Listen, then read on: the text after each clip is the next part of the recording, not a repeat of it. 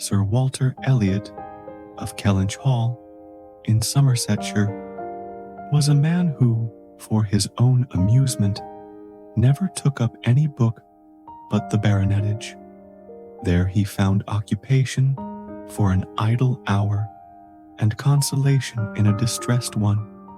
There his faculties were roused into admiration and respect by contemplating the limited remnant of the earliest patents.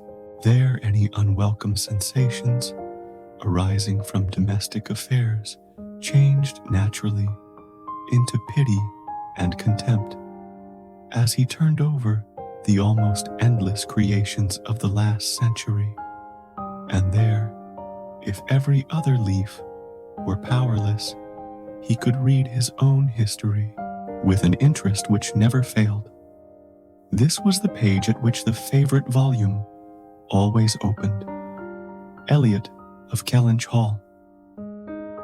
Walter Elliot, born March 1st, 1760, married July 15th, 1784. Elizabeth, daughter of James Stephenson, Esquire of South Park, in the county of Gloucester, by which lady, who died 1800, he has issue Elizabeth, born June 1st, 1785, Anne, born August 9th, 1787, a stillborn son, November 5th, 1789, Mary, born November 20th, 1791. Precisely such had the paragraph originally stood from the printer's hands, but Sir Walter had improved it by adding, for the information of himself and his family, these words: after the date of Mary's birth, married December 16th, 1810, Charles, son and heir of Charles Musgrove, Esquire of Uppercross, in the county of Somerset. And, by inserting most accurately the day of the month on which he had lost his wife, then followed the history and rise of the ancient and respectable family, in the usual terms, how it had been first settled in Cheshire, how mentioned in Dugdale, serving the office of High Sheriff, representing a borough in 3 successive parliaments, exertions of loyalty, and dignity of baronet in the first year of Charles II, with all the Marys and Elizabeths they had married, forming altogether 2 handsome 12mo pages, and concluding with the arms and motto: principal seat, Kellynch Hall, in the county of Somerset. And Sir Walter's handwriting again in this finale: heir presumptive, William Walter Elliot, Esquire, great-grandson of the second Sir Walter. Vanity was the beginning and the end of Sir Walter Elliot's character. Vanity of person and of situation. He had been remarkably handsome in his youth, and at 54 was still a very fine man. Few women could think more of their personal appearance than he did, nor could the valet of any new-made lord be more delighted with the place he held in society. He considered the blessing of beauty as inferior only to the blessing of a baronetcy. And the Sir Walter Elliot, who united these gifts, was the constant object of his warmest respect and devotion. His good looks and his rank had one fair claim on his attachment, since to them he must have owed a wife of very superior character to anything deserved by his own. Lady Elliot had been an excellent woman, sensible and amiable, whose judgment and conduct, if they might be pardoned the youthful infatuation which made her Lady Elliot, had never required indulgence afterwards. She had humored, or softened, or concealed his failings, and promoted his real respectability for 17 years. And though not the very happiest being in the world herself, had found enough in her duties her friends, and her children to attach her to life and make it no matter of indifference to her when she was called on to quit them. 3 girls, the 2 eldest 16 and 14, was an awful legacy for a mother to bequeath, an awful charge rather, to confide to the authority and guidance of a conceited, silly father. She had, however, one very intimate friend, a sensible, deserving woman who had been brought by strong attachment to herself to settle close by her in the village of Kellynch, and on her kindness and advice Lady Elliot mainly relied for the best help and maintenance of the good principles and instruction which she had been anxiously giving her daughters. This friend and Sir Walter did not marry, whatever might have been anticipated on that head by their acquaintance. 13 years had passed away since Lady Elliot's death, and they were still near neighbors and intimate friends, and one remained, a widower, the other a widow. That Lady Russell, of steady age and character, and extremely well provided for, should have no thought of a second marriage, needs no apology to the public, which is rather apt to be unreasonably discontented when a woman does marry again than when she does not. But Sir Walter's continuing in singleness requires explanation. Be it known then that Sir Walter, like a good father, having met with 1 or 2 private disappointments in very unreasonable applications, prided himself on remaining single for his dear daughter's sake. For one daughter, his eldest, he would really have given up anything, which he had not been very much tempted to do. Elizabeth had succeeded at 16 to all that was possible of her mother's rights and consequence, and being very handsome and very like himself, her influence had always been great, and they had gone on together most happily. His 2 other children were of very inferior value. Mary had acquired a little artificial importance by becoming Mrs. Charles Musgrove, but Anne, with an elegance of mind and sweetness of character, which must have placed her high with any people of real understanding, was nobody with either father or sister. Her word had no weight. Her convenience was always to give way. She was only Anne. To Lady Russell, indeed, she was a most dear and highly valued goddaughter, favorite, and friend. Lady Russell loved them all, but it was only in Anne that she could fancy the mother to revive again.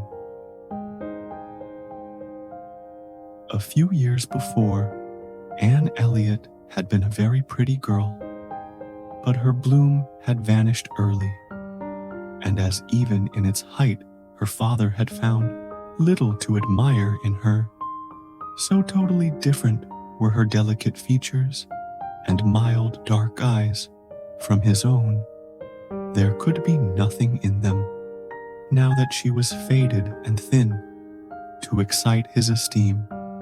He had never indulged much hope, he had now none, of ever reading her name in any other page of his favorite work.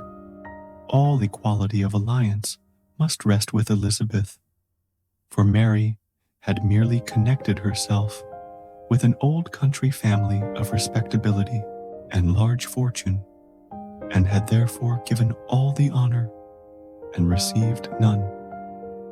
Elizabeth would, one day or other, marry suitably. It sometimes happens that a woman is handsomer at 29 than she was 10 years before, and generally speaking, if there has been neither ill health nor anxiety, it is a time of life at which scarcely any charm is lost. It was so with Elizabeth.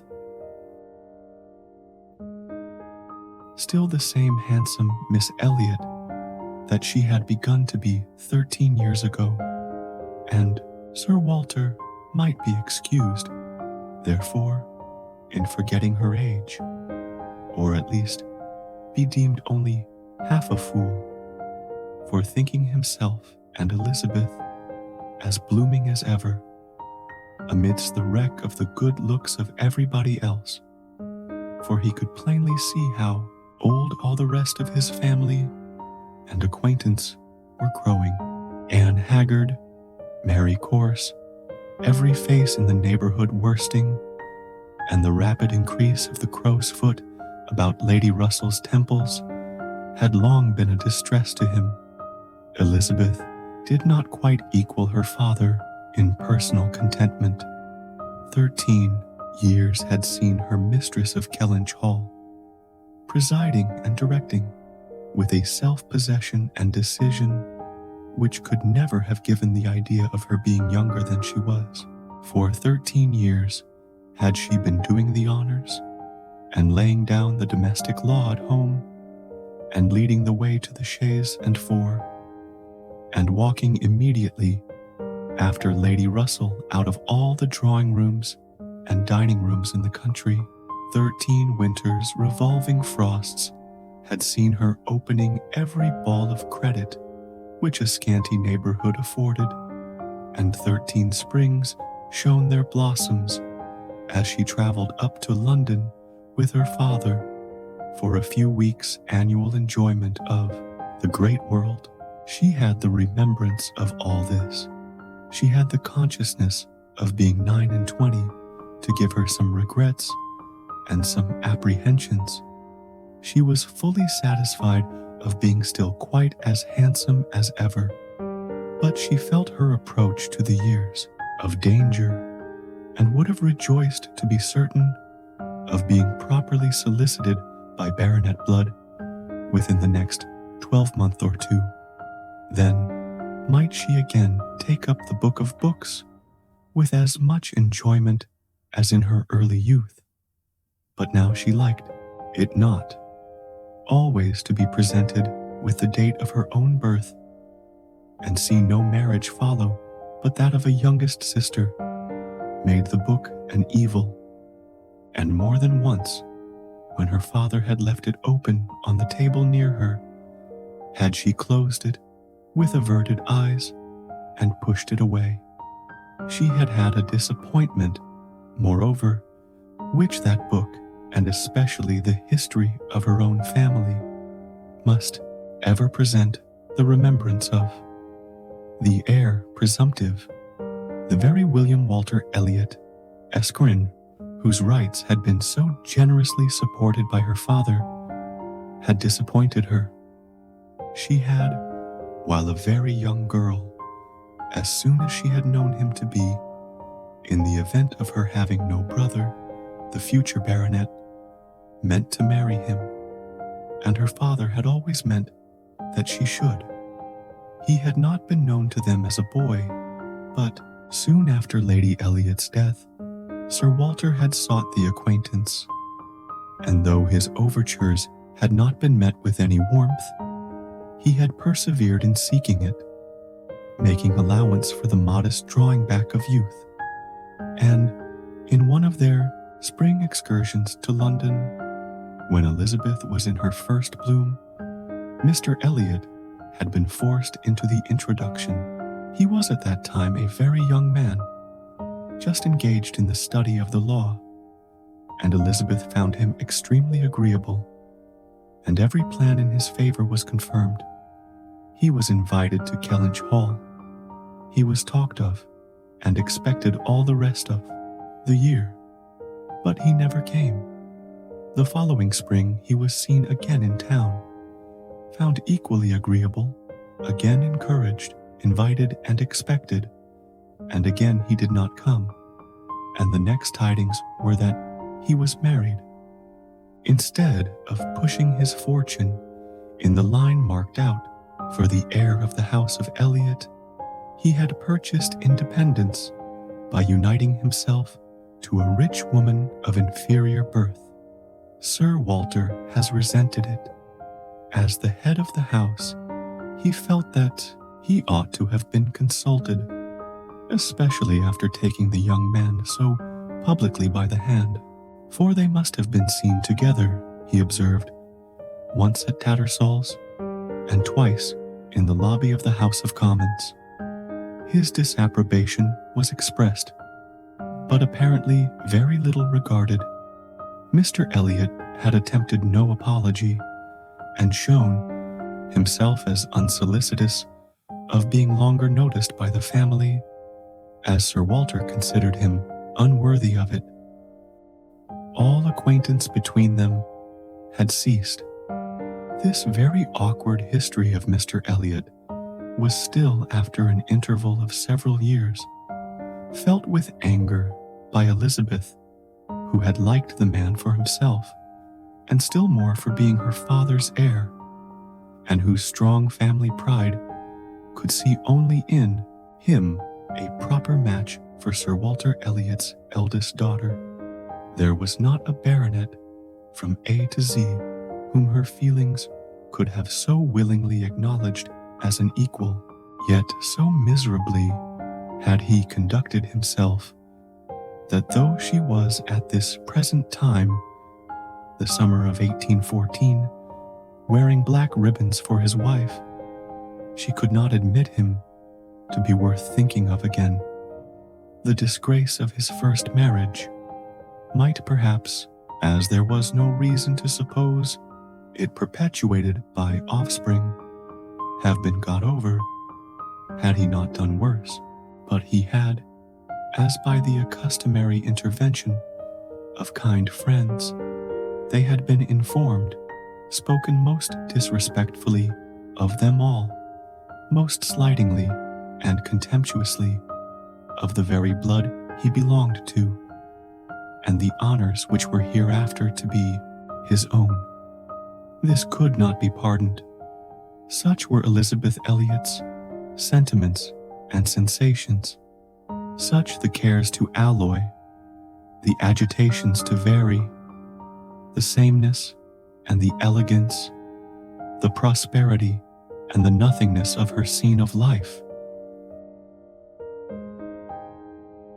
Such the feelings to give interest to a long, uneventful residence in one country circle, to fill the vacancies which there were no habits of utility abroad, no talents or accomplishments for home to occupy, but now another occupation and solicitude of mind was beginning to be added to these.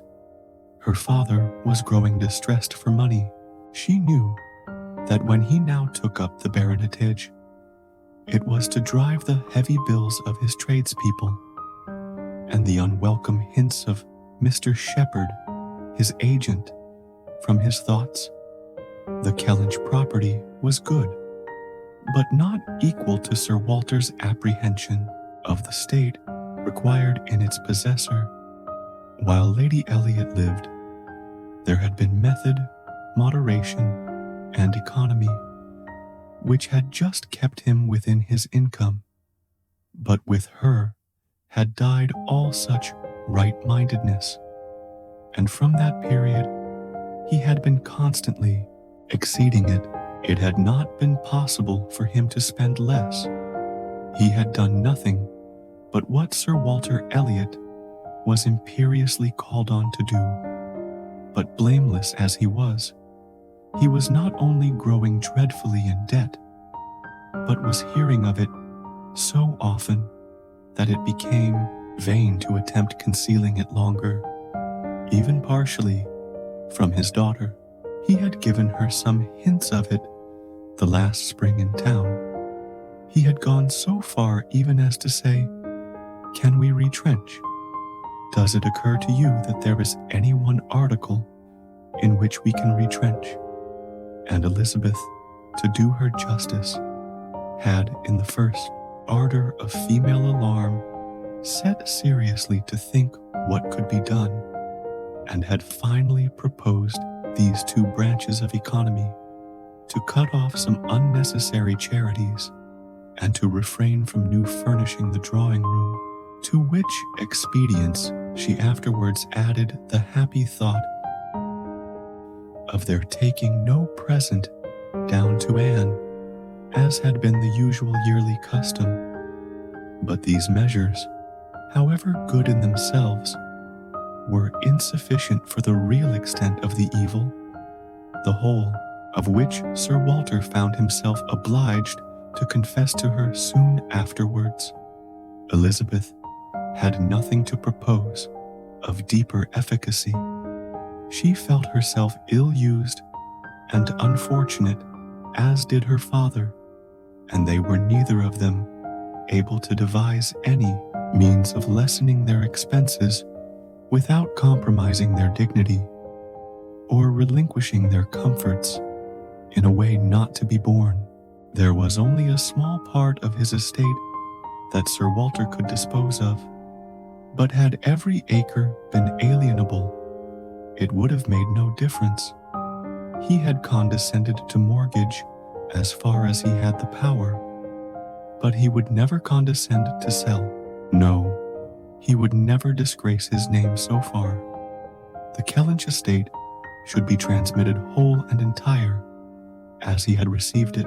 Their two confidential friends, Mr. Shepherd, who lived in the neighboring market town, and Lady Russell, were called to advise them, and both father and daughter seemed to expect that something should be struck out by one or the other to remove their embarrassments and reduce their expenditure without involving the loss of any indulgence of taste or pride. Mr. Shepherd, a civil, cautious lawyer, who, whatever might be his hold or his views on Sir Walter, would rather have the disagreeable, prompted by anybody else, excused himself from offering the slightest hint, and only begged leave to recommend an implicit reference to the excellent judgment of Lady Russell, from whose known good sense he fully expected to have just such resolute measures, advised as he meant to see finally adopted. Lady Russell was most anxiously zealous on the subject, and gave it much serious consideration. She was a woman rather of sound than of quick abilities, whose difficulties in coming to any decision in this instance were great from the opposition of two leading principles. She was of strict integrity herself, with a delicate sense of honor, but she was as desirous of saving Sir Walter's feelings, as solicitous for the credit of the family, as aristocratic in her ideas of what was due to them, as anybody of sense and honesty could well be.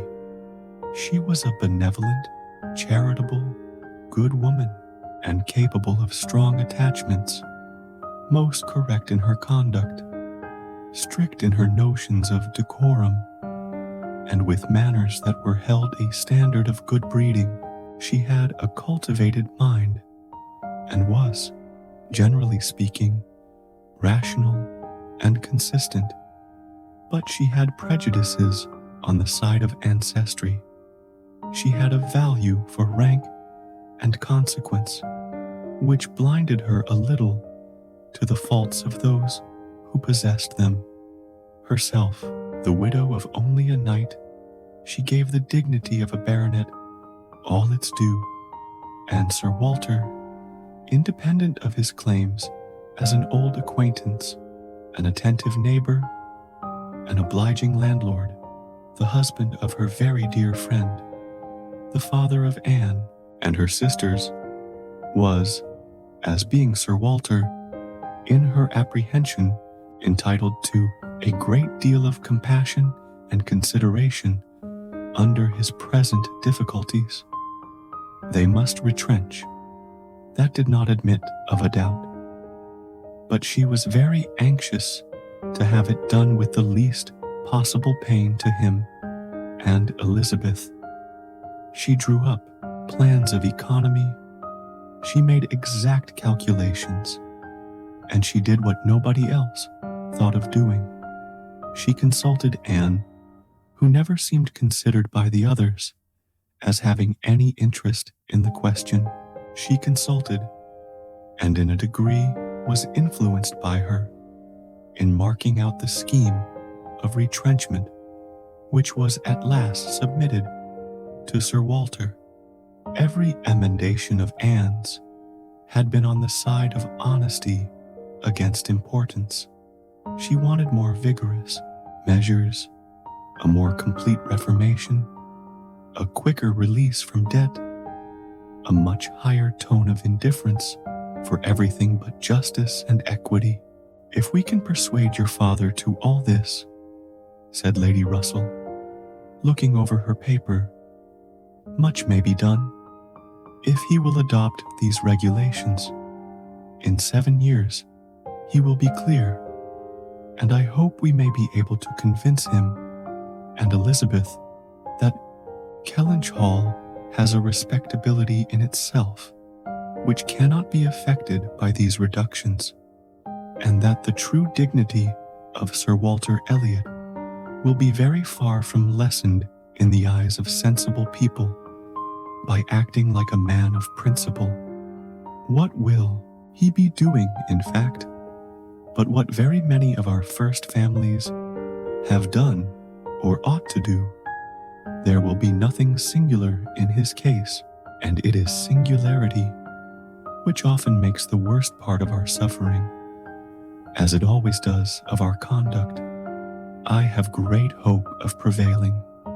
We must be serious and decided, for after all, the person who has contracted debts must pay them, and though a great deal is due to the feelings of the gentleman and the head of a house, like your father, there is still more due to the character of an honest man.